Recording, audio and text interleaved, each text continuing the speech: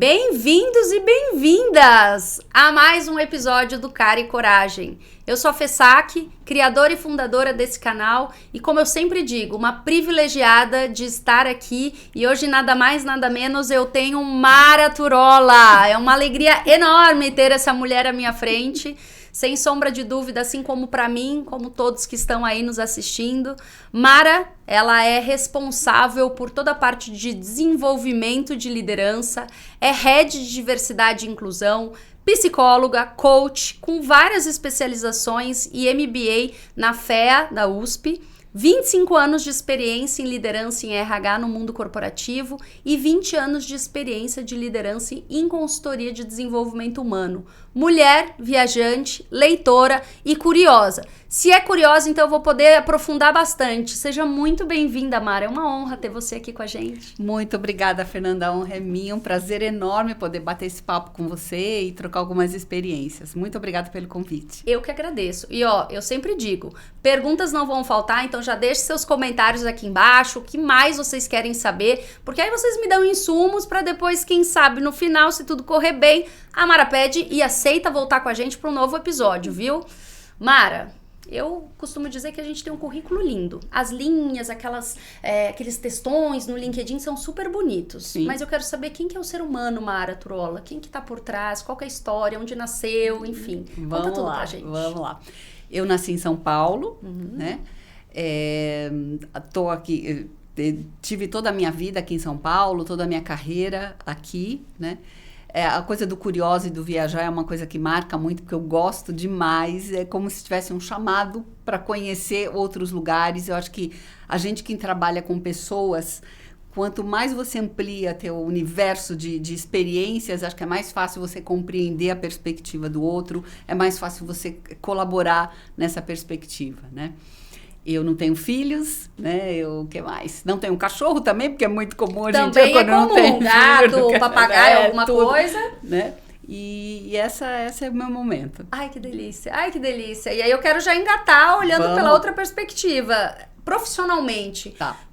E eu gosto de saber das partes assim, o que saiu planejado e o que não saiu, desde a escolha da faculdade, enfim, engatar na carreira profissional. Tá. Vamos lá. Eu sempre tive muita clareza, desde adolescente, que eu queria trabalhar com gente. Sempre que eu começava a pensar em alguma profissão, então quando eu era muito pequenininha, vou fazer medicina, aí percebi que eu desmaiava frente a sangue, já vi que medicina não ia rolar, né? Mas essa coisa do cuidar do outro, né, de diversas maneiras, sempre teve no meu radar. Aí eu fui pro vestibular, fiz psicologia, cheguei a concluir que psicologia seria uma coisa interessante de se fazer, onde você tem essa possibilidade. Então, o planejado era trabalhar ajudando no desenvolvimento de pessoas.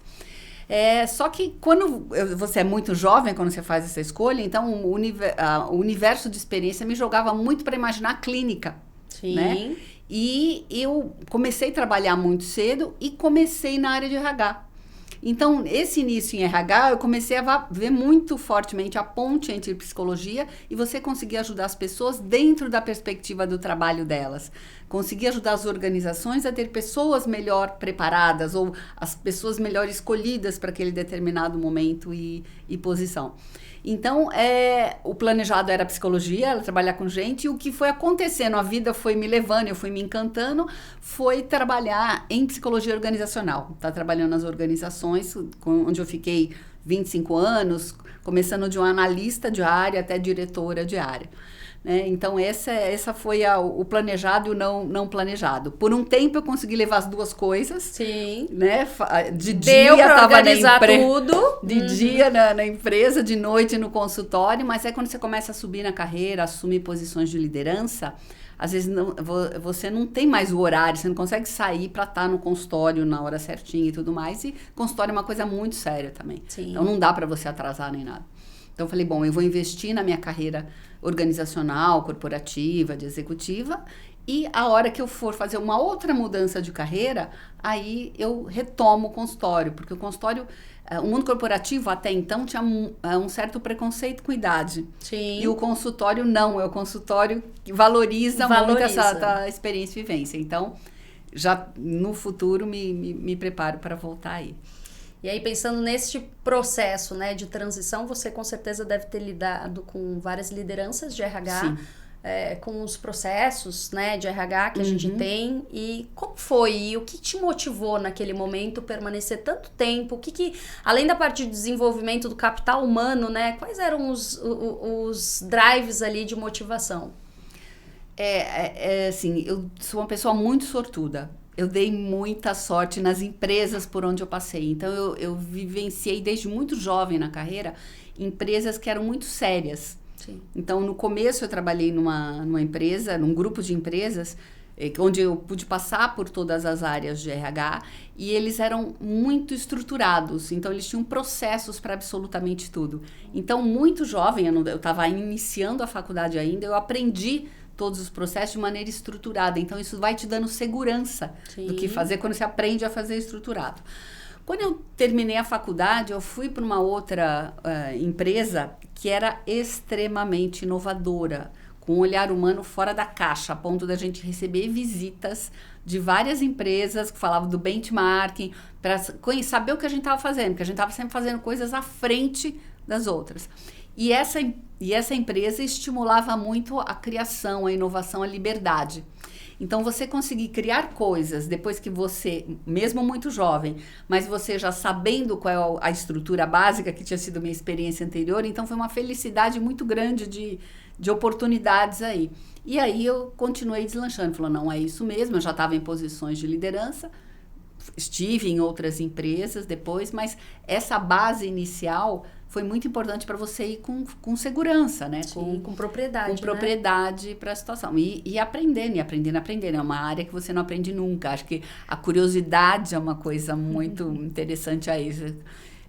Tem hora que você olha para a carreira e fala, nossa, eu já vi de tudo, né? Ou você vê ciclos acontecendo, coisa que você viu no passado, desapareceu, volta com outro nome, vê outro ciclo, mas volta de um jeito diferente, né? Volta num outro contexto.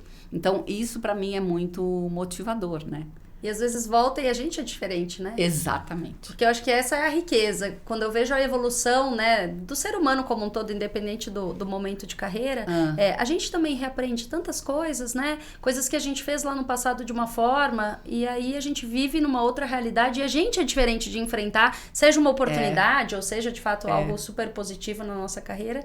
E aí me vem muito um insight. Você deve ter conhecido líderes que te inspiraram ao longo da tua trajetória. Sim. E eu digo que não só dos líderes que de fato se enaltece, que inspiram, mas também daqueles que porventura fizeram você olhar e falar, eu não quero ser assim, vou mudar um pouquinho. Então, o que eles tinham? Aqueles que te inspiraram, Mara, ou que eles têm ainda, né? Porque a gente lida com muitos líderes, o que eles têm que são de fato o motivo de se inspirar? Eu acho que é autenticidade, sabe? Quando as pessoas conseguem ser o que elas são, independente da posição, do cargo, do papel que ela tá. Sim. Você vê a pessoa inteira ali, você vê a pessoa tentando fazer o seu melhor ali. Então, isso para mim é muito inspirador. Errar, a gente vai errar no meio do caminho, o cenário muda tudo, ninguém tem certeza de nada, sim, mas a pessoa estando inteira ali, estando transparente, estando aberta, né? É altamente inspirador. Eu tive um líder que infelizmente não está mais conosco, que ele era um gentleman, uma pessoa ótima, extremamente culta e tudo mais.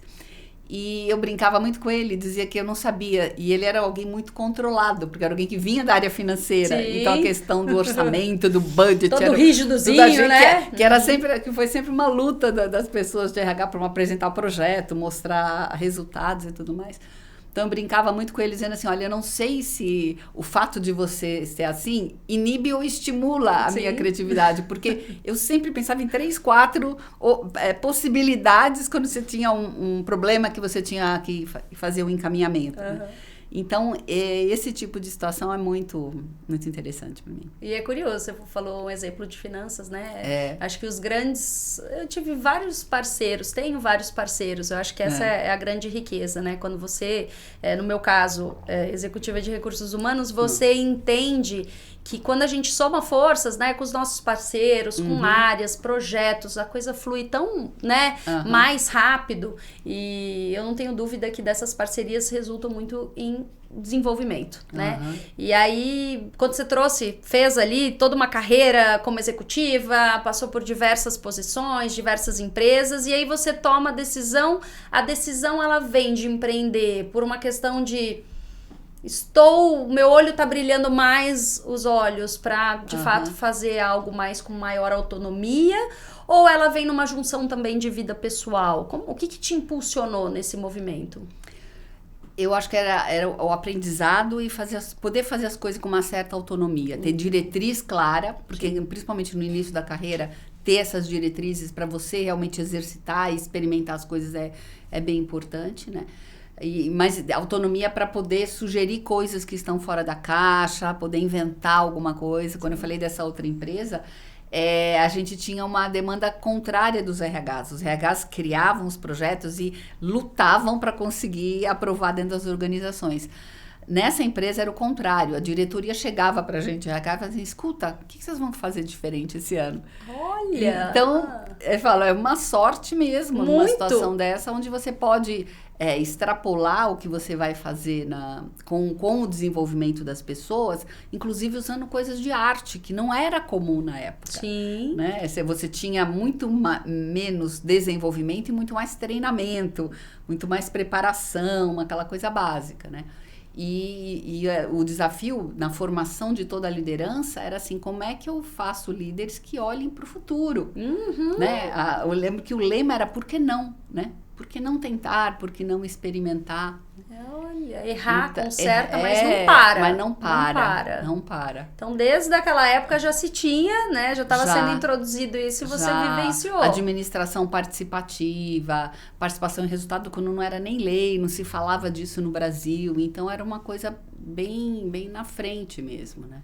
E aí, quando você faz esse movimento de empreender, qual que era o ideal? O que estava no desenho de agora eu vou seguir e vou ter mais autonomia? Autonomia para tocar o quê? O que brilhava mais teus olhos? Não, eu digo autonomia dentro do mundo corporativo ainda, porque eu fiquei esses 25 anos no mundo corporativo e depois, em torno dos 40 anos, quando você vive aquela crise da meia-idade, agora, o que eu vou fazer? E agora, o que eu vou fazer? Olha, Mara, eu entendo perfeitamente. Nesse outro momento, o que eu quero, junto com algumas coisas, um evento pessoal de uma perda de uma pessoa muito querida, que você para refletir assim, como é que eu tô levando minha vida? Sim. Né?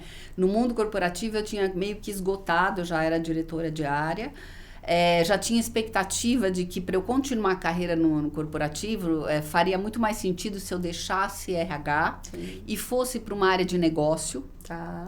Eu pensei muito sobre isso e junto com essa crise dos 40 anos, que você faz todo um processo de análise e tudo mais, eu cheguei à conclusão que o meu business não era business, que meu business era people. Eu até ajudava o business através do people, exato. Mas o meu business era pessoas. People. Então, eu preferi não sair da área de desenvolvimento, né, de desenvolvimento dentro de recursos humanos, e sair. Agora, eu tinha um nível de senioridade que o único jeito de eu fazer isso seria ir para uma consultoria de desenvolvimento. Então, eu encerrei a carreira de executiva, de RH, fui para a consultoria e comecei uma outra carreira na consultoria. Então, para essa consultoria, eu fiquei 15 anos lá e já estou indo para 6 anos na LHH, que é a consultoria que eu estou hoje. Trabalhando esse tempo todo com desenvolvimento. Né? Que máximo! E foi ali que eu conheci a Mara, na Lirete, a grata oportunidade de ver o trabalho incrível que ela faz nas organizações. E eu, obviamente, não só pelo tema que você lida, mas principalmente com uma forma que você lida, com esse olhar muito para o ser humano, né? Qual que é a realidade ali que essas companhias estão vivendo, a forma como você pode atuar e, de fato, deixar um legado, né? Nessa sementinha que a gente planta. E aí eu vou aprofundar. Então, hoje me conta um pouco de quais são os principais temas que você atua, né? Então, lá na LHH hoje, eu estou dentro da área de Learning Development, né? Toda a parte de desenvolvimento, principalmente de liderança, né?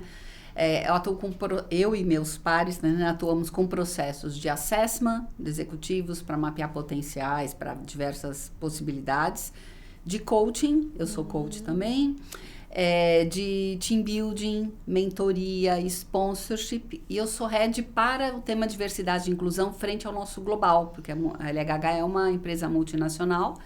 Essa solução de diversidade e inclusão foi desenvolvida em 2017 globalmente, chegou no Brasil em 2018, e de 18 até agora, de dezembro de 18 a dezembro de 23, a gente deve estar completando 200 clientes dentro de diversidade e inclusão, o que é muito legal.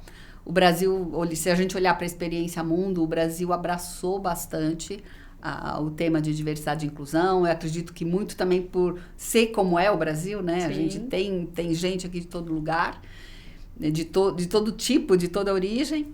E aí isso desenvolveu. Então, é um tema muito legal, né? Quando a gente está conversando com o RH de alguma empresa que está fazendo um projeto de liderança, de desenvolvimento clássico, né?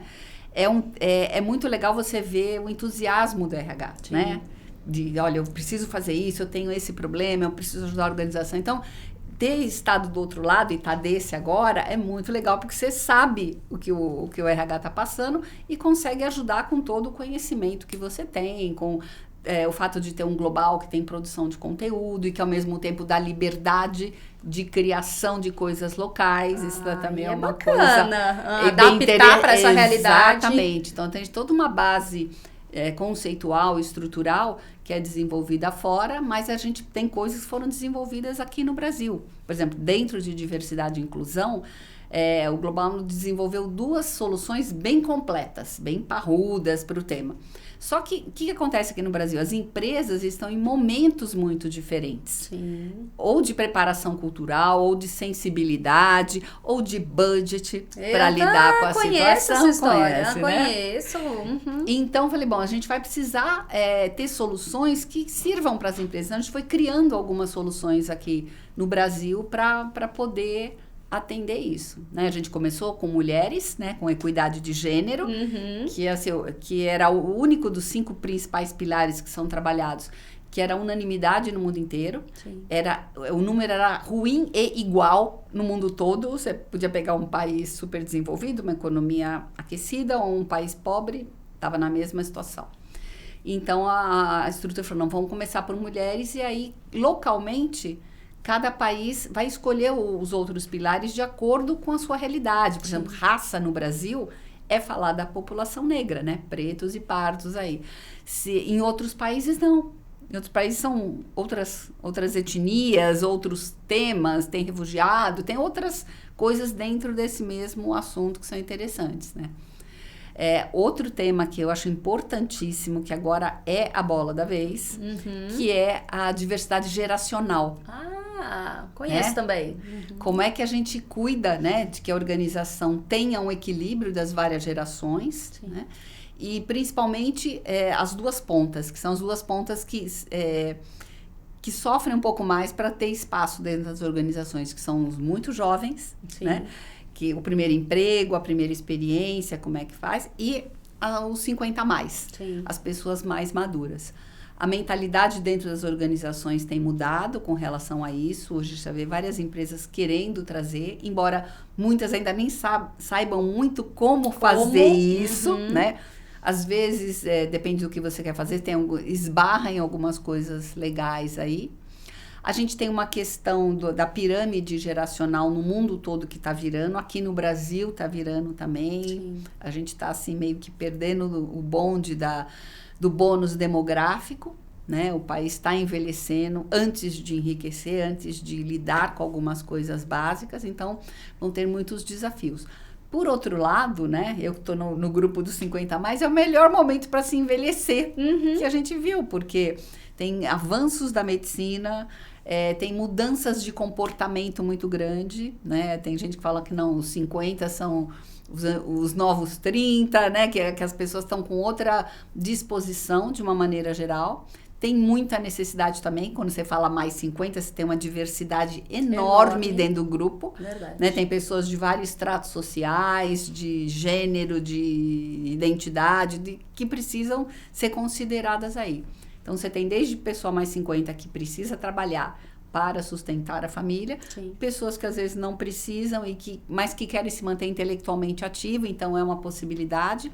As empresas, quando a gente fala de diversidade e inclusão, elas estão reconhecendo cada vez mais a necessidade de ter representação da sociedade, né? O que seria uma empresa diversa, né?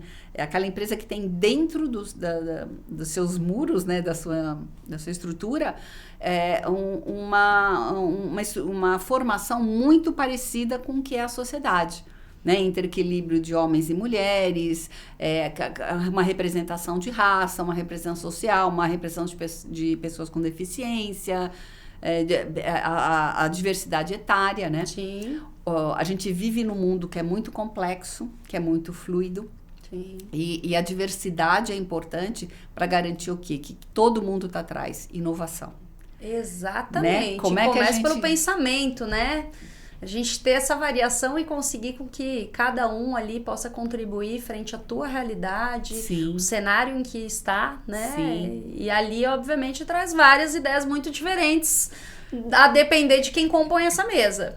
E o que a gente tem nas organizações hoje é um grupo na liderança, na alta liderança. Não adianta você ter... Tem muita empresa que fala, mas nós temos 50% de mulheres. Uhum. Tem na estrutura como um todo, mas você tem que ter 50% em todo o pipeline.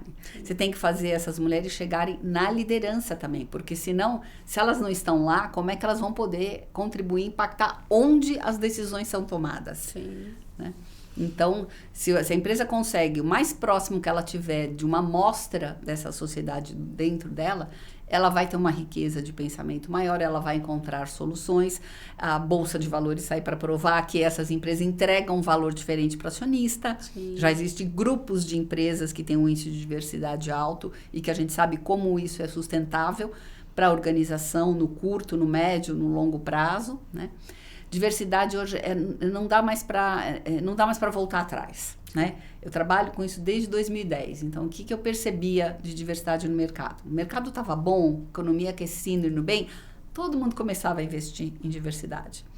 Qualquer balanço na crise, né, na economia, todo mundo, recolhia. Primeiro corte. Primeiro corte. Budget segurava, de D&I. Exato. Não tinha nem budget, né? Era uma atividade dentro da Isso quando não passava o chapéu entre áreas e falava de um projeto tão legal de D&I. Vamos ajudar? Tirar aqui dessa linha e pôr. Aí melhorava a economia, voltava de novo. De 2016, 17 para cá, a gente vê uma mudança, né? Vê que as empresas, mesmo com a crise, continuam investindo. Isso não caiu da estratégia, né? Por quê? Porque a cobrança, a conscientização está acontecendo em os vários stakeholders ao mesmo tempo. Então, você vê a sociedade cobrando, você vê o governo tomando algumas ações, algumas leis que exigem, né, que as coisas sejam tomadas. Embora eu acho que, no caso do Brasil, as organizações contribuem muito mais para a diversidade, estão fazendo muito mais seu papel, às vezes, do que governo, né? Esse é um processo ótimo ponto. Mais lento. Você tem os colaboradores cobrando isso também, essa nova geração que está entrando, isso é um critério de escolha, né? Eu vou trabalhar, a empresa com um propósito claro, né? E com temas do ESG, com temas de diversidade, né, resolvido, ela é muito mais atraente para essa nova geração. Sim. Né? A gente está vivendo, o que nós estamos vivendo nesse momento? Os baby boomers, eles estão praticamente saindo da organização. Né? Os que estão com a gente ainda estão nos conselhos, né? Mas o número é muito menor do que era há 10 anos atrás. Sim. E a geração X é uma geração mais curta, onde você tem menos pessoas dentro dessa geração, né? As novas gerações também estão menores em termos de volume de pessoa, porque o número médio de mulheres com filhos caiu bastante. Sim. Então, é um desafio enorme para as organizações. Como atrair pessoas talentosas. A mentalidade dessas novas gerações com relação à empresa também está mudando. Empreender hoje não é uma coisa totalmente longe da realidade deles. Tem muita criança que aprende na escola o que é empreendedorismo.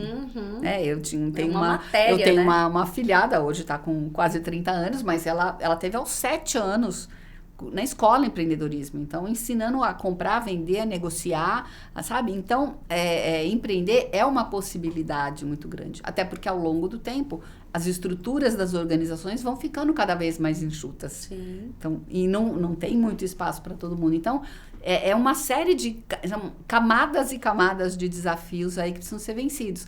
E se você tiver um grupo que está tomando decisão que é muito igual, muito parecido o tempo todo, Sim. que é o que a gente tem hoje ainda, como é que você vai encontrar saída para um contexto que é totalmente complexo e fluido, né? Que é diferente do que tinha. Então, precisa de muita gente. E precisa de mulheres, realmente, na liderança, principalmente, né? Porque 50% da população tem que estar representada em toda a estrutura, mas você precisa da diversidade racial. Olhando para a história do Brasil, não tem como não ter. Você precisa ter gente de várias gerações. O que a gente não sabe ainda é como que essas pessoas vão estar contribuindo, às vezes não estando dentro da estrutura CLT. Sim, né? Então tem que pensar soluções criativas para realmente tirar a vantagem que essas pessoas podem trazer, a contribuição aí, sem ficar preso a um modelo. A um modelo. Exato. É criar coisas novas aí, né? Eu digo que já que a gente está falando de diversidade, a gente também tem que ter opções e planos diversos, né? Sim. Porque se a gente continuar com o mesmo plano, e eu nem tô falando de processo de RH, Sim. tô falando de mentalidade mesmo. Como que eu chego até esses profissionais? Como que eu faço com que eles entendam que aqui é o lugar certo também para eles trabalharem, né? E conforme você vai falando, não tem como. Vão gerando vários insights aqui de momentos, de planos, né, que nós, quanto organizações, a gente fica tendo, como que eu me conecto, como que eu falo, desde o apelo da marca, né, empregadora, até a linguagem mesmo, né, como que eu divulgo? Eu divulgo por redes sociais, eu divulgo por carro, dependendo da cidade, enfim. Até da voz, né, e você tem que atrair essas pessoas e dar voz para elas dentro da empresa, porque não adianta, né, você atrair e não der o espaço para a pessoa realmente poder trazer o que ela vai trazer. É que nem as mulheres que às vezes chegam em posição de liderança, mas às vezes fizeram um caminho tão dolorido, tão difícil para chegar, teve que fazer tanta adaptação para ficar parecida com o masculino, que às vezes não consegue dar a contribuição que ela mesma pode dar. Que ela mesma pode dar. Então, a gente tem tudo isso acontecendo. O que me deixa otimista, animada aí... por favor, né, gente? Vamos contar uma história boa aqui, né? Olha... assim, essa nova geração que está entrando, a questão da diversidade, da mentalidade de diversidade, já é autenticado da lista deles. Sim. Eles olham para a gente, vocês estão discutindo isso ainda? Né? Então, eles já entram com uma outra mentalidade. Essa geração Z que está entrando agora, ela é primeiro digital. Sim. E depois analógica. Já nasce touch, né? Já nasce no touch aqui. Exatamente. Então, é uma outra forma de olhar para as relações. É uma outra... Tem coisas boas e coisas difíceis, como todas as gerações têm. Mas esse tema de diversidade, para eles, não faz sentido mais, né? É como que fosse... A gente sabe que não tem muita coisa para ser resolvida, mas o fato deles quererem e acreditarem nisso ajuda nessa mudança cultural toda, né? E aí eu fico me questionando quando te chamam, né? Uma organização chama a Mara, fala, olha, eu quero atuar, então vamos pensar num sonho, né? O CEO é patrocinador do tema, a gente quer investir, quer ter uma consultora que de fato conheça, tenha propriedade e vai conseguir trazer um projeto para gerar um resultado. Como que é esse processo, Mara? Como que ele se constitui? Então, a organização acaba identificando a LHH como uma possível parceira aí para o tema de desenvolvimento. Como a gente está há muito tempo já tratando de liderança, e quando a gente está falando de liderança feminina ou de participação dos negros, em posições de liderança também, então o tema não é estranho para a gente colocou agora esse outro olhar de diversidade também. E a gente faz uma reunião inicial com a organização para entender o contexto. Perfeito. Né? Faz o diagnóstico ali nessa reunião. Nessa reunião. Às vezes, se precisar, a gente faz uma outra reunião para entender o que está acontecendo. A gente tenta localizar, assim, de onde está vindo a demanda. Se é uma demanda que está vindo do RH, se é uma demanda que está vindo realmente do topo da organização. Se é alguma coisa que já aconteceu, porque às vezes aconteceu algum incidente que despertou para a necessidade de falar isso. Às vezes, os líderes pedindo ajuda. né? Principalmente os líderes que estão ali no corpo a corpo com Sim. o colaborador individual, ele tem muita dificuldade de falar, olha, o que é de verdade diversidade? Então, a gente às vezes faz palestras de letramento, de sensibilização, né? O que eu posso falar hoje em dia e o que não é mais adequado falar, que pode gerar constrangimento, pode gerar um distúrbio, né, dentro da comunicação com o grupo. Então, tem várias possibilidades aí. Mapeado isso, né? A gente procura saber se a empresa já fez algum censo, se ela tem um diagnóstico, porque assim, às vezes a empresa, no impulso de fazer alguma coisa, começa pelo tema que está mais sendo falado no mercado. Sim. E é muito importante que você escolha um tema, né, de acordo com a tua cultura, de acordo com a tua estratégia para os próximos anos. Quanto mais ligado... na hora de você escolher o pilar que você vai trabalhar, quanto mais ligado aos seus objetivos estratégicos, mais fácil é de você implantar, porque todo mundo vai estar correndo atrás juntos da mesma coisa, né? Então, a gente ajuda a identificar isso, senão a gente ajuda a fazer o censo. Aí a empresa às vezes se surpreende dela ter mais... Tá com um número melhor do que ela imaginava, ou tá com um número pior do que ela imaginava em algum dos pilares. E aí a gente ajuda sugerindo, olha, se você não está nesse momento, a gente sugere começar por aqui. Depende do apetite que a empresa está também. Sim. Se é uma empresa multinacional, que às vezes tem metas que vieram do global, às vezes ela precisa acelerar algum pilar em detrimento do outro, em função de atender os objetivos globais. Se é uma empresa local, a decisão está muito mais aqui. Se é uma empresa que já tem uma grande história de trabalhar com o desenvolvimento de liderança, ela está mais familiarizada em trabalhar coisas que são de mudança de mindset. Se é uma empresa que não tem tanto treinamento ou desenvolvimento dos líderes, é um outro olhar. Então, a gente olha, nossa sugestão é essa, é muito construído a várias mãos, é muito comum durar, assim, 3, 4 meses a gente conversando, manda a proposta, a estrutura técnica, o porquê, aí a empresa traz outros pontos, a gente pede outros números, até chegar, olha, a versão final da proposta e a gente começar a trabalhar. A recomendação sempre, assim, não trabalhar só o público-alvo. Por exemplo, eu escolhi que eu vou começar com equidade de gênero, trabalhando as mulheres. Você precisa trabalhar 3 coisas ao mesmo tempo, né? Além de revisitar os seus processos internos de RH, como é que eu estou selecionando, promovendo, desenvolvendo. Ótimo ponto. Fazendo ajuste de remuneração. Olá! Porque para a mulher, assim, são 2 pontos. Elas não chegam, né, na mesma proporção que entram. E quando chegam com uma remuneração defasada. Então, revisitar esses processos é super importante na organização. Como é que eu comunico para a empresa? Né? Não dá para você simplesmente soltar um projeto de desenvolvimento, um programa, fora de um contexto geral. Sim. É importante que a organização toda saiba, olha, decidimos trabalhar com diversidade, porque é importante para todos nós, todos vamos ganhar com isso, vamos ganhar em termos de resultado para o acionista também. Como é que nós vamos começar a fazer isso? Escolhemos trabalhar com mulheres, então por que começamos a trabalhar? E ter muita disponibilidade de estar aberto à comunicação o tempo inteiro. Sim. Porque não são só as mulheres que precisam entender o que está acontecendo. Sim. A organização como um todo precisa. Antes disso, os líderes, o topo da organização precisa estar sensibilizado. Eles precisam estar passos à frente dos demais colaboradores para que eles possam ajudar a tirar dúvida e sustentar essas decisões. Então, trabalhar a liderança para o tema, em primeiro lugar, trabalhar o contexto como um todo, aí você vai no teu público-alvo. A escolher trabalhar com raça e etnia, então quem é o grupo que eu vou trabalhar, qual o critério, e tudo muito falado, muito explicado. Tem que ter uma disponibilidade muito grande para estar fazendo essa comunicação com as pessoas o tempo inteiro. Inicialmente, muito dentro de casa, né? Para você primeiro conseguir ter os resultados, conseguir ter os números, e a partir daí, já andando, você não precisa estar 100% resolvida, você está num bom momento de começar a comunicar com o mercado. Sim. Né? Porque é um fator de atração, de potenciais. Se você é uma empresa que está muito à frente, você tem um peso importante no teu segmento, Sim. quando você comunica, você estimula todo o segmento a se mexer nesse sentido também. Você Sim. provoca a concorrência também a estar fazendo.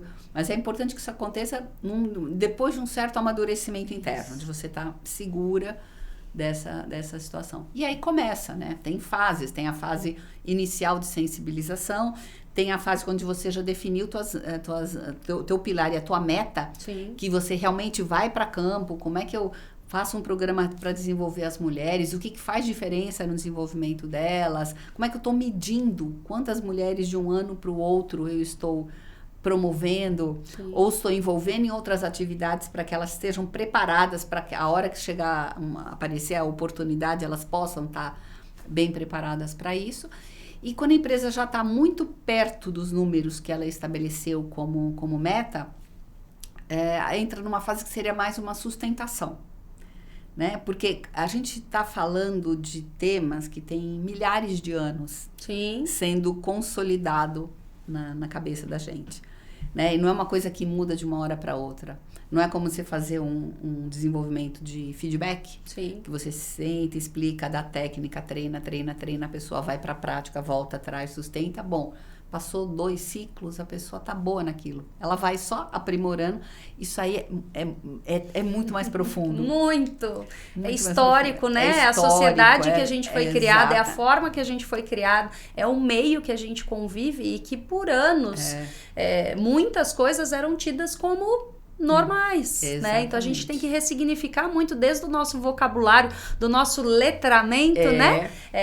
E a partir daí, de fato, gerar um impacto positivo e uma mudança que muitas vezes tem que ser consciente, né? O automático não dá. Funciona. A gente precisa consciente, né? Eu brinco às vezes é colar um post-it quando vai fazer uma apresentação, é pedir uma ajuda. E aí eu entro muito num tema que vivo até hoje, né? Nós, ao longo da nossa carreira, a gente é preparado a, de fato, saber tudo, né? Ter resposta para e uma tomada de decisão rápida.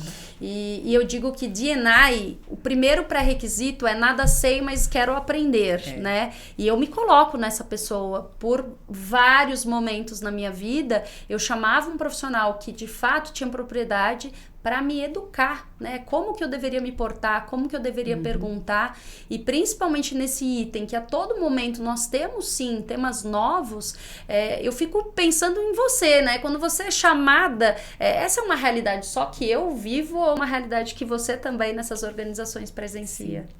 Não, assim, trabalhar o viés inconsciente é o primeiro ponto, né? As pessoas precisam saber o que é viés. Sim. Quando você fala de preconceito, as pessoas têm preconceito com a palavra preconceito, tem, né? mesmo. Então, o viés inconsciente acho que tem menos isso.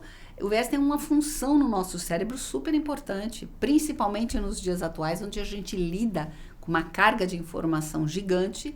Você tem que tomar decisão muito rápido. Então, o mecanismo que o cérebro tem de te ajudar a tomar decisão. Agora, você tem que estar consciente de quais são os seus vieses, para exatamente não tomar uma decisão no automático. Exatamente. Né? Você parar um minuto para refletir, principalmente decisões que têm impacto na vida de outras pessoas. Né? Então, tá consciente disso não é uma coisa que você faz de um ano para outro e muda.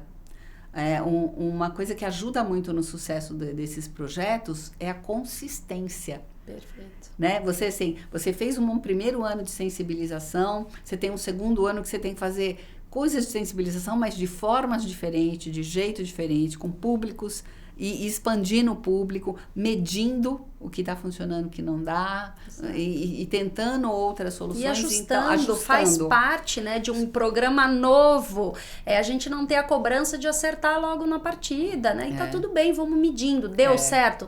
Tá, então continua desse jeito. O que tem que ajustar, né? E a gente tá aberto para esses ajustes, né? E assim, tá todo mundo aprendendo junto. Isso. Então, deu dúvida? Pergunta. Pergunta pro teu colega, pergunta para a pessoa daquele grupo de pilar de diversidade que você não está sabendo como lidar com ela, né? Sim. Acho que de novo, a curiosidade, o respeito, a autenticidade, Exatamente. né, vai fazer com que você busque. E às vezes até a própria pessoa reflete e faz alguma coisa, tem uma colocação diferente aí para você. Então é esse momento que a gente tá, né? De um aprendizado e que não é rápido, Sim. né? E que não tem uma cartilha, né? Não, Cada organização... Eu até gostaria, gente, de trazer aqui uma cartilha que a Mara falasse, ó, segue isso. Não existe isso, né? Existe o momento daquela organização, existe a intenção de fazer, a velocidade com que você, de fato, quer atuar. Aí sim, aí a gente começa a desenhar. Mas ainda assim, é de empresa para empresa, de momento, às vezes portes de empresa, como você trouxe, global, às vezes vem uma meta do global, e aí tem uma aceleração maior, e aí a gente vai, obviamente, entendendo e tateando, né? Isso. E o vocabulário todo de diversidade também muda. Exato. Você não passa um mês sem que surja um nome novo, uma forma nova de designar, uma releitura de como era chamado e que agora não deve mais ser chamado desse jeito, e quais são os motivos. Então, tem uma quantidade de novidade aí muito grande, né? A gente não tem uma cartilha, mas assim, depois de ter acompanhado 200 clientes, depois de ter esse material de estudo inicial que a gente teve do nosso global, a gente tem algumas recomendações gerais. Ótimo, né? ótimo. Então, assim, que coisas são importantes acontecer nesse momento inicial que você está sensibilizando o teu público, tomando o pé da situação, decidindo começar a trabalhar com isso. Que coisas tem que acontecer quando você já definiu que você precisa avançar nisso? Que ações práticas de desenvolvimento você tem que fazer aí? E que ações você tem que fazer quando você já chegou ali pertinho do número para sustentar por um tempo até que isso realmente caracterize um mindset novo? Sim. Né? Esse é o caminho clássico aí, né? Pela nossa experiência. E tem um outro olhar que é do que está acontecendo o tempo todo. Então, a gente começou com 5 pilares básicos, né? Gênero, raça, PCDs, que no Brasil já é lei há 20 anos e as pessoas, as empresas ainda têm muita dificuldade, né? Gerações e o LGBTQIA+, né? Que é uma área também que é muito diversa. Muito diversa, tem várias nomenclaturas para questões de identidade que são difíceis das pessoas todas entenderem ainda, e quem dirá lidar, porque mexe muito com cada um. Com um padrão, né? Tido padrão. Exatamente. E vão surgindo temas novos, né? Neurodiversidade. Exato. É um tema super novo, super importante, né? Antigamente as pessoas que tinham qualquer tipo de deficiência estavam todas dentro do pilar PCD. Hoje a gente vê a neurodiversidade sendo vista por algumas empresas que estão mais adiantadas aí no tema como muito importante, né? Como a gente vive tempos que exigem soluções muito diferentes, exigem comportamentos muito diferentes, por que não as pessoas com TDAH, elas têm muitas competências que podem ajudar muito em algumas posições, né? Autismo também, né? Eu estou citando autismo e TDAH porque são duas que o diagnóstico avançou muito. Antigamente você tinha diagnóstico só na infância, hoje tem muita gente que tem o primeiro diagnóstico na vida adulta e está no meio das coisas do trabalho e não consegue entender por que não estava... Às vezes de lidar consigo próprio, né? De falar, e agora eu tenho TDAH, o que eu vou fazer? Eu tenho que mudar alguma coisa? Né? Então. E como adaptar isso, as próprias companhias, né? Extrair o que são fortalezas, sem sombra de dúvida, em várias atividades, uma vez que você tem esse diagnóstico, a pessoa tem o diagnóstico, a companhia consegue favorecer e dar esses atributos para o dia a dia, né? Enaltecer, de fato. Tem empresas trabalhando com diversidade religiosa, depende do local do Brasil onde está, já estão olhando para isso. Com diversidade social, empresa querendo ter pessoas de todas as camadas sociais aí. E o que a gente vai caminhando para uma coisa de interseccionalidade. Sim. Porque quando você nunca é uma coisa só, né? você é mulher ou é homem, ou está dentro das classificações do LGBT, mas você às vezes tem o fator raça também atravessa você, o fator geração também te atravessa, né? A tua diversidade cognitiva também atravessa. Então a gente tem várias camadas, todos nós somos muito diversos. Exatamente. Né? É tão diverso que você vai caminhar para a singularidade, né? Você volta para si, cada um é único, né? A gente pertence a alguns grupos em algum momento, mas esse conjunto de características faz com que cada um seja único. Mas isso é muito difícil de trabalhar quando você está num grupo, numa organização que é exigido um resultado desse grupo. Exatamente. Né? Então, os desafios são esses, mas assim, eu acho que é um momento que é muito interessante. Eu estava falando dos RHs no começo, né? Como eles ficam felizes de estar falando de desenvolvimento. É muito diferente quando você está numa reunião falando de projetos de diversidade e inclusão. Você vê um brilho no olho muito diferente. Eu imagino, o meu tá explodindo aqui, eu fico imaginando como que deve ser a sua realidade. O meu tá quase transbordando aqui. Você vê as áreas muito animadas, muito assim, e acho que é uma coisa que nos estimula a estar encontrando solução que consiga atender aquela empresa. Porque, olha, pode não ser o projeto ideal que a empresa queria colocar, mas o que é viável agora? Né? O que vai fazer diferença nesse momento? Né? E ano a ano, avaliando, atualizando, renovando, construindo juntos. Eu acredito muito nisso. Acho que é um grande legado dessa geração de líderes. Sim, né? Conseguir trabalhar com esse tema e pôr a gente num outro patamar como humanidade. Acho que não é nem como sociedade só, é um outro... Espero que daqui a um tempo, né? Eu já quero esse próximo episódio para você já vir contar aqui. Olha, já tô percebendo. Evoluímos muito nesse eixo, tenho cases aqui lindíssimos para contar. Eu gosto de me autodenominar assim, um otimista realista. Né? Eu acredito, as coisas estão melhorando. Tem muitas pesquisas de muito boa qualidade, tem a da LHH, tem McKinsey, tem Ernst Young, tem várias, a Grant Thornton tem uma pesquisa maravilhosa também, que estão mostrando isso. Os números estão mudando, mas eles estão mudando muito devagar. Mais lento. Né? Não tão rápido como a gente gostaria, mas estão mudando. Sim. Né? Se você pegar assim, a previsão desse ano, está fechando em 33% de mulheres na liderança, por exemplo. Né? Em 2017, no mundo como um todo. Em 2017, a gente estava com 25%. 8 pontos percentuais. Né? Precisa mais? Precisa. Sim. Tem um chão aí. Mas para isso tem órgãos internacionais estimulando os países, né, os governos a lidar com o tema, estimulando as organizações a lidar com o tema. A gente está muito mergulhado também nesse contexto político.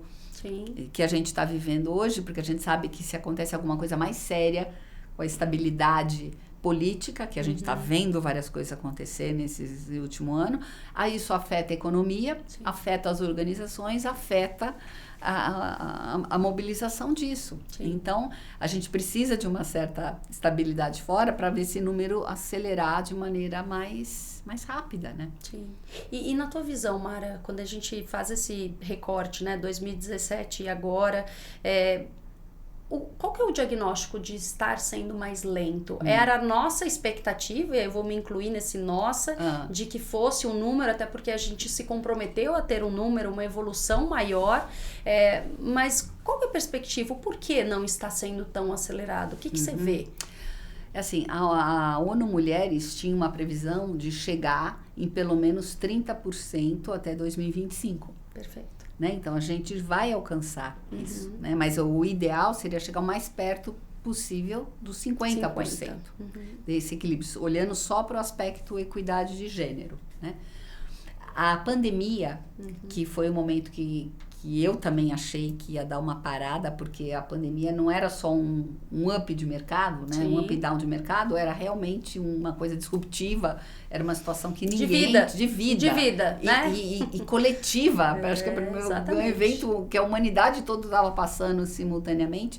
Nem neste momento os temas desapareceram. A gente vê que as empresas permaneceram, fizemos virtual, sabe?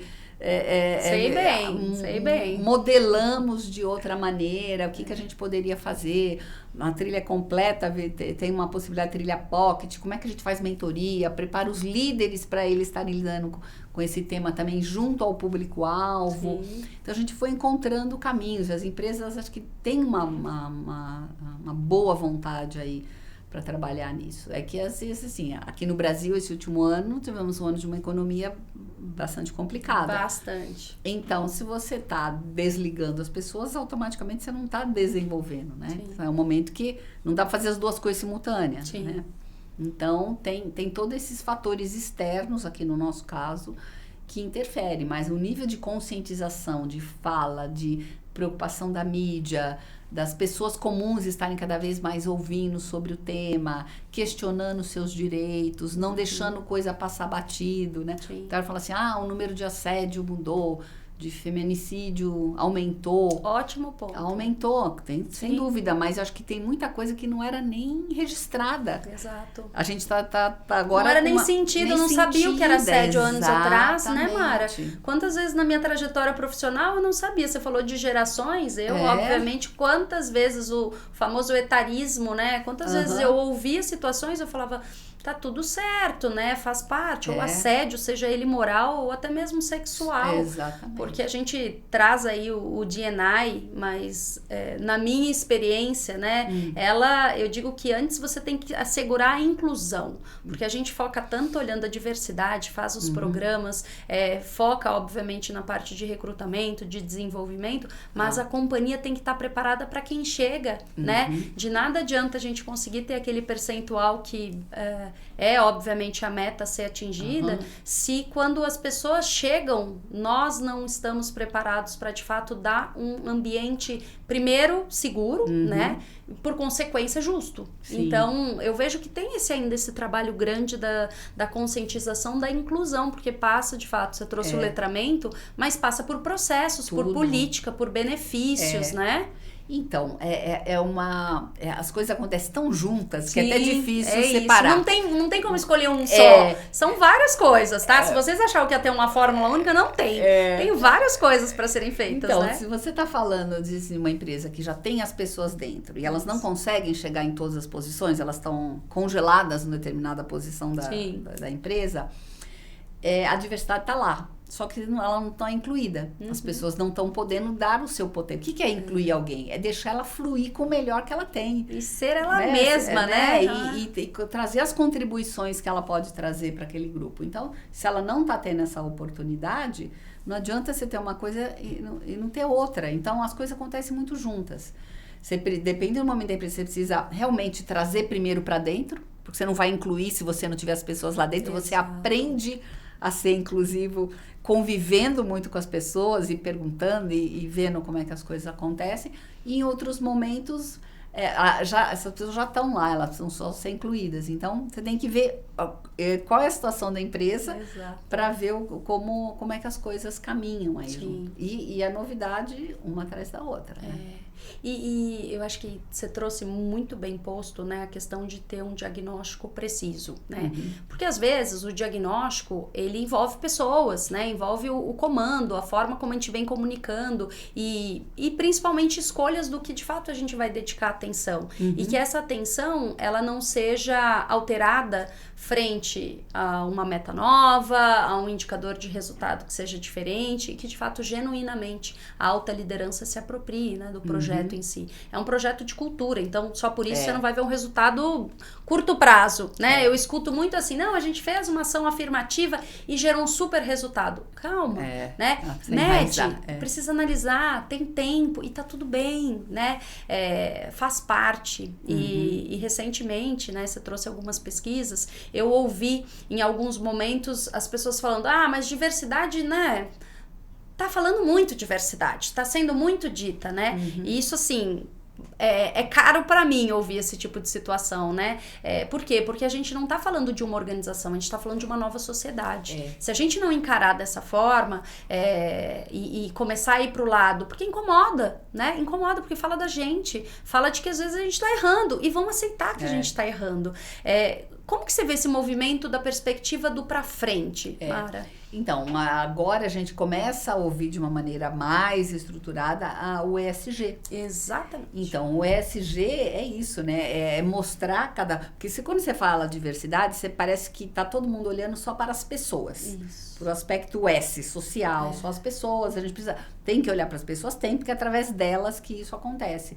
Só que tem um cenário maior. Né? As empresas precisam ser sustentáveis, né? O meio ambiente precisa ser sustentável. Esse ano, assim, a gente está vendo tudo que está acontecendo no mundo inteiro por conta de meio ambiente.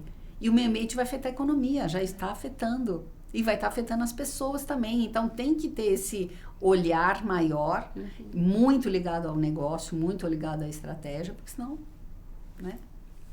Senão, não adianta pôr números lindíssimos para alcançar uma meta, né? Eu falo sempre que se a gente tem um olhar não só para grandes corporações, mas aqueles que estão estruturando um negócio ou estão, de fato, fazendo com que seu business cresça cada vez mais, o business só cresce quando a gente tem um olhar para pessoas, né? E é o que a gente olha para o futuro. Se a gente não desenvolver os nossos times, se a gente não começar a ter, você trouxe a questão dos processos de recursos humanos, se a gente não começar a olhar para os processos e virar a lente dele para, de fato, ser o mais plural possível, né? A gente não vai atrair essas pessoas, esses grandes talentos. Você falou de gerações também. Eu não vou conseguir falar com aquele estudante que está na universidade, né?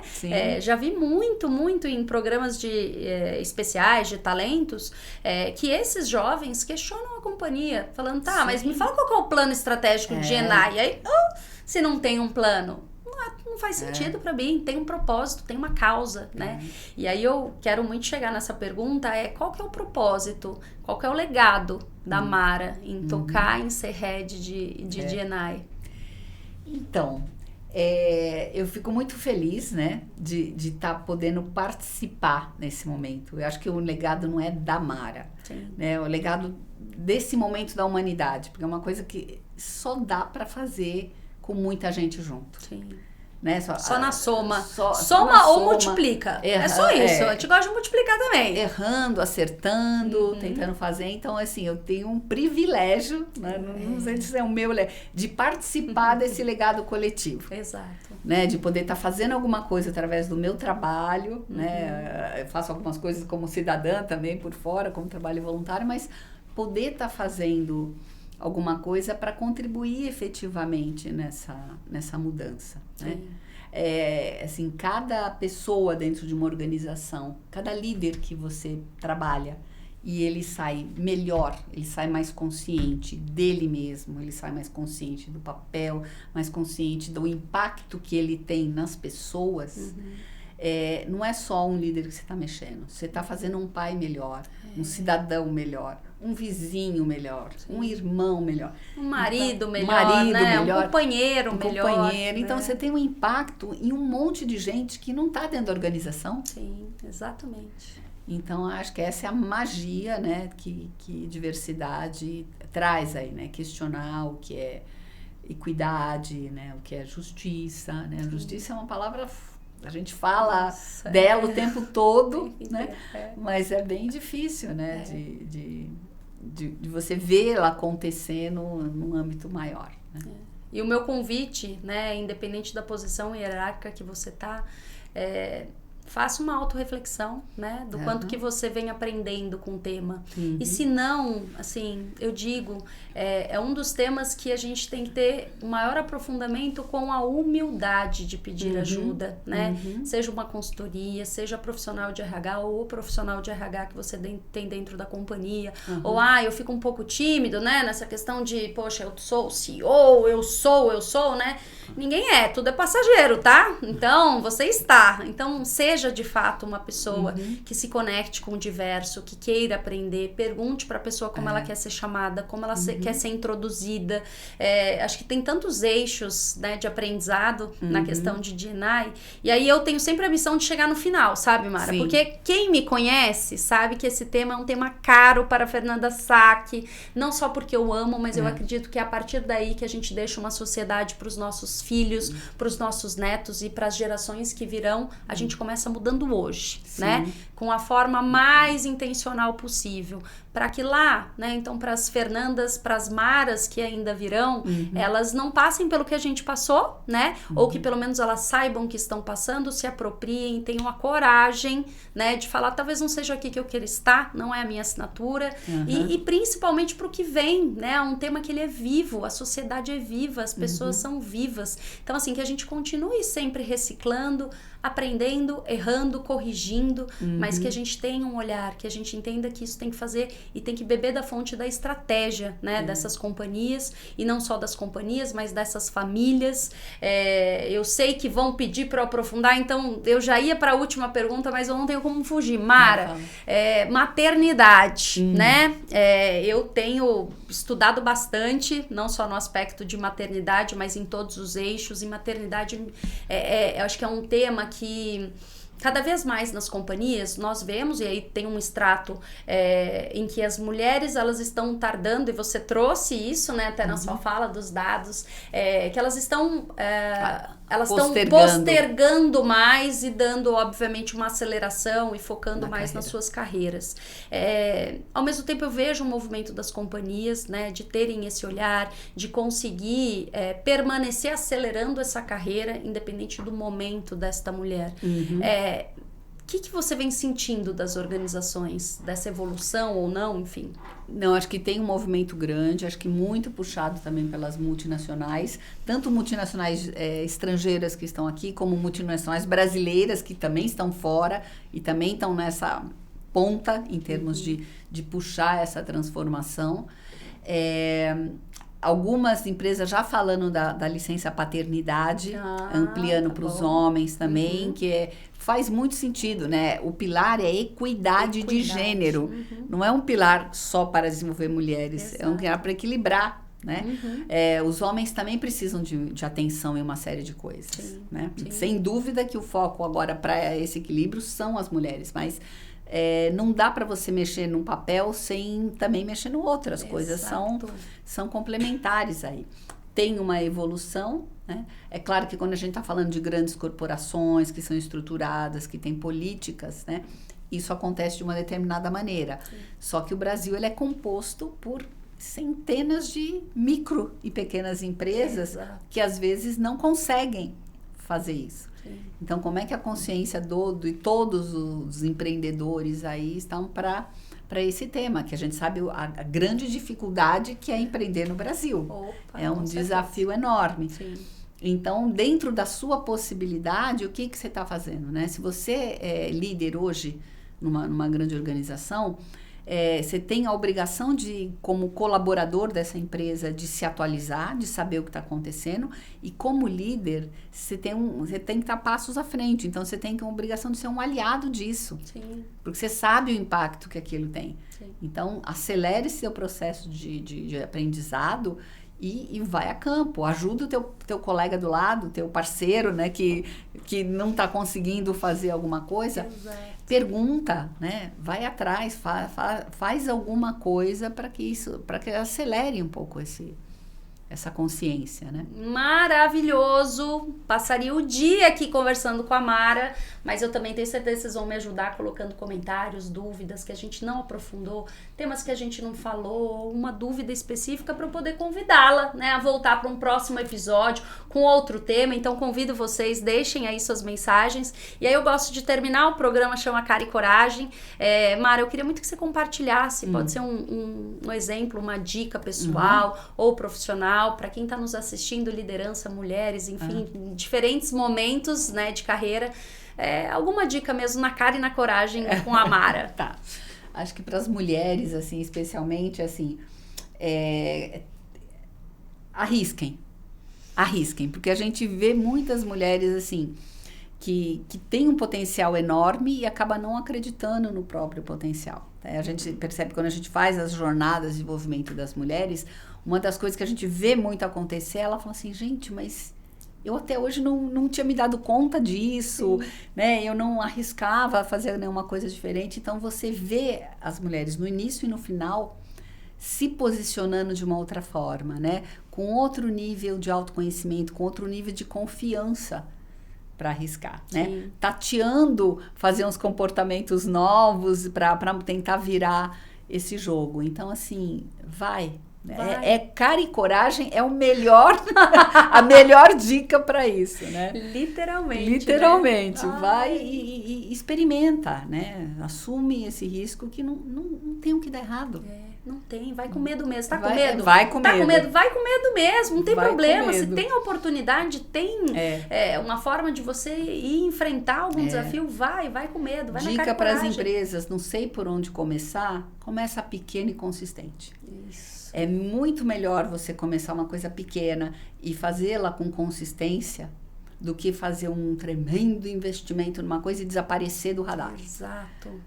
Você perde dinheiro, você perde credibilidade, você perde a sua marca das pessoas, né, de uma forma, então, e aí começa e vai crescendo. À medida que a tua consciência como organização, a tua cultura está se transformando, você vai acelerando isso, até você conseguir chegar, poder contar o teu caso fora, poder estimular outras organizações, tá fazendo. O começar é mágico. Né? Você começar é verdade. Muda tudo. E Mara, onde as pessoas te encontram? Quais são os sites, redes? Como que a gente consegue falar com a Mara? Bom, eu tô na LHH, eu vou deixar com você aqui o meu eu meu coloco e-mail, aqui, viu, gente? Ótimo. mara.turola, com 2 L's, @lhh.com. Tô no LinkedIn também, consegue me achar no LinkedIn, consegue me achar no Instagram, consegue me achar no Face. Posso deixar também o meu WhatsApp, aí quem quiser conversar, tô super disponível. Que disponibilidade, que presente. Para conversar. E para quem ainda não entendeu, a Mara é essa pessoa incrível que tá aqui, de uma forma muito simples. Ela conta, acho que todos os episódios que ela teve em grandes organizações. Então, eu queria muito, da mesma forma que eu fui inspirada aqui de ouvir essa trajetória, quero convidar vocês, né? Não existe uma fórmula mágica, não existe um manual, existe de uma forma genuína, né? Você que é líder, você que está na ascensão de carreira, ou você que está aí no grande desafio de recursos humanos, estamos juntos, né? A gente vai construir isso junto. O principal é que a gente tenha o grande propósito de transformar a sociedade que estamos e deixaremos. Então a gente começa hoje para conseguir colher amanhã. Obrigada por estarem aqui, reforço em deixarem os comentários. Uma honra, Mara, de novo, muito obrigada por você estar aqui. E até a próxima, pessoal. Obrigada!